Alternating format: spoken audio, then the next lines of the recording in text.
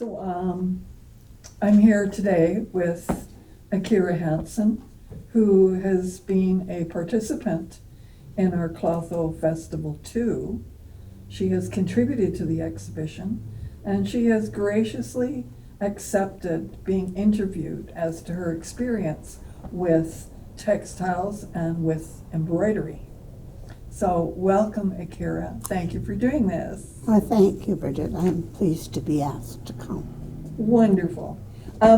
Let's start first off with what first drew you to embroidery or textile art. Like, when did you first learn to stitch and from whom? Well, textiles have been part of my life since I can remember. I would play with buttons as a child, and I made my paper doll clothes. And then I graduated to making my doll clothes. Then I was finally allowed to use my mom's Singer sewing machine. She told me I couldn't use it until I was 12 years old. However, I hung over her shoulder for 2 years maybe, and she finally said, okay, you can sew. And from that day forward, I created with textiles. I started by using patterns and making my own dresses. And it's just continued all along. Continue from, I think we all at some point, if we've been working with textiles, have worked with the Singer sewing machine. Mm-hmm. One of the things that comes to mind is, what do you consider the soul of your work? The thread, the fabric, the story? What's more important to you? You know, Bridget, they all come together as one. Sometimes the story leads it, sometimes the fabric, once in a while the thread, but they all have to be cohesive. And I work very intuitively, so I have things gathered all around me, and that's how it's created. Mm. Do you pick a particular color palette when you're working, or do the colors just come to you naturally based on the story? They come to me based on the story. What are your favorite colors? My favorite colors are purple, red, orange is a new favorite color, yellow. There really aren't any colors that I don't like. Mm. It sounds like you tend to the warm color spectrum. Yes. Yeah. Do you sketch out your plans when you're working with your textiles, or do you just go for it? It depends on what it is I'm doing. Often it happens as I'm creating the stitchery or the textile, but there are times when, yes, I definitely do the plans, especially if I've been commissioned to do something. Mm-hmm. Now, do you see yourself in your textile art practice? Do you see yourself as part of a tradition, or do you see yourself as an innovator? Well, I start out with the traditional method. I think it's important to learn how things have been done. However, once I've reached a certain point, I give myself the freedom to do whatever I want. So I become innovative. Using different techniques to do your innovation. Yes. Wonderful. What's the largest and most ambitious project you have worked on? In the year 2000, I was commissioned to do 4 pieces for the Revelstoke art project, which was funded by the Columbia River Basin Arts Fund.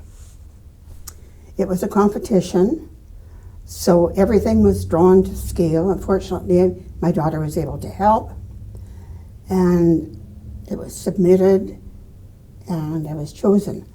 The pieces were double-sided. They depicted, in my mind, the medicine wheel, the 4 seasons, the Four Seasons in development of Revelstoke. Mm. So going from the very beginning, when there were some First Nation people living there, the river and the mountains of Revelstoke are in all of them. Eventually, people came and built homes. The railway is very important to Revelstoke. That was part of one. And the dam, the Revelstoke Dam, which of course changed the trajectory of that whole area. Mm-hmm. Mm-hmm. So it went from past to present. So it was almost like you created a timeline out of textiles. Yes. And stitchery. Yes. And so the front side that was displayed was quite literal. The design I had on the backs was abstracted to some extent. Mm-hmm. My husband had made wrought iron swinging arms that they were hung on, so things could change. Things could change. And this hangs in the, or it did hang, in the Revelstoke government building. So how big was this particular piece that you worked on? Each piece was 2 feet by 5 feet. That's quite large. Mhm. It's quite large. Different than what you've contributed to this particular exhibition. Would you care to expand on the pocket that you provided for this exhibition? Well, it's always fun to try something different. And I thought the history of the pocket was what fascinated me. Mm-hmm. And being given a pattern, which I don't often go by. So that was kind of fun. It was a challenge to me to do it. The challenging part of that was that the pattern or coming up with a concept for the pocket. It was finding the right fabric that said something about me, and then adorning that fabric.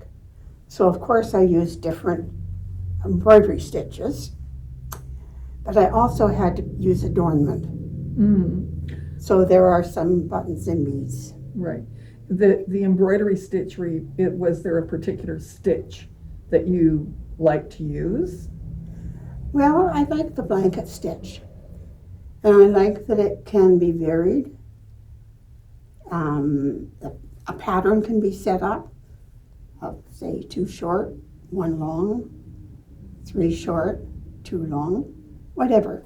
For someone starting out with embroidery, would you consider the blanket stitch an easy stitch to master? Yes, I would. This is the embroidery book that I use if I'm doing any embroidery. It's very old. I think it would come probably from the 1940s. And it was Coats Canada, the thread company, who put it out.